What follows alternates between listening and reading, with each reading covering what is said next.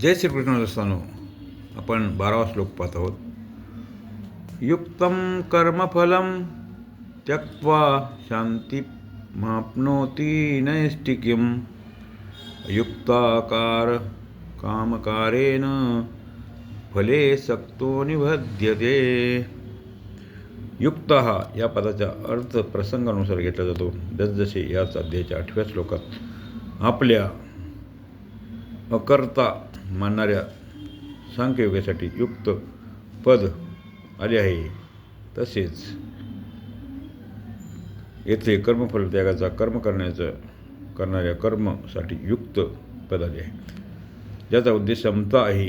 हे सर्व पुरुष युक्त अर्थात योगी आहेत आणि ते कर्मयोगाचे प्रकरण चालू आहे, म्हणून युक्त हा पद अशा कर्मयोगासाठी आले आहे.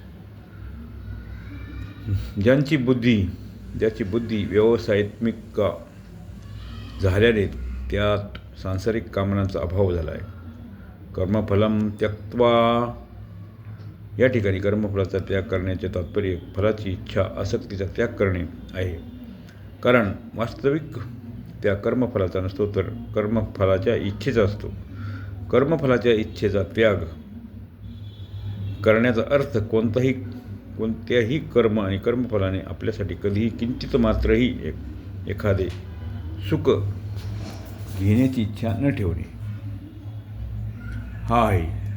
कर्म करण्याने एकतर तात्कालिक फल मिळते आणि दुसरे परिणामी फल मिळते. या दोन्ही फलांच्या इच्छेचा त्याग करायचा आहे आणि आपल्यासाठी काही करायचे नाही आणि आपल्याला काही नको, अशा प्रकारे करता संपूर्णपणे निष्काम झाल्यावर कर्मफलाच्या इच्छेचा त्याग होतो. संचित कर्मानुसार प्रारब्ध तयार होत असते. प्रारब्धानुसार मनुष्याचा जन्म होतो आणि मनुष्य जन्मात नवीन कर्म झाल्याने नवीन कर्म संस्कार संचित होतात. परंतु कर्मफलाच्या आसक्तीचा त्याग करून कर्म केल्याने कर्म भाजलेल्या बीजाप्रमाणे संस्कार उत्पन्न करण्यास असंच समर्थ होतात आणि त्यांची संज्ञा अकर्म होते.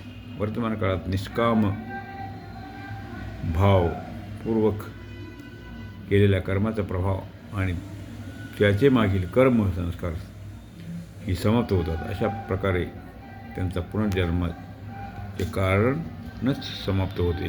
अशा प्रकारे 12वा श्लोक इथे संपत आहे. आणि कृष्ण भक्तांनो, आपल्याला खूपच नम्र विनंती आहे की हे जे दिव्य ज्ञान भगवान श्रीकृष्णाने कुरुक्षेत्रावर मानवजातीच्या कल्याणासाठी अर्जुनाला सांगितले, ते आपण पाहण्यासाठी या चॅनलला सबस्क्राईब करा, शेअर करा, लाईक करा आणि संपूर्ण श्लोकांचा अर्थ पाहत राहा. जय श्रीकृष्ण.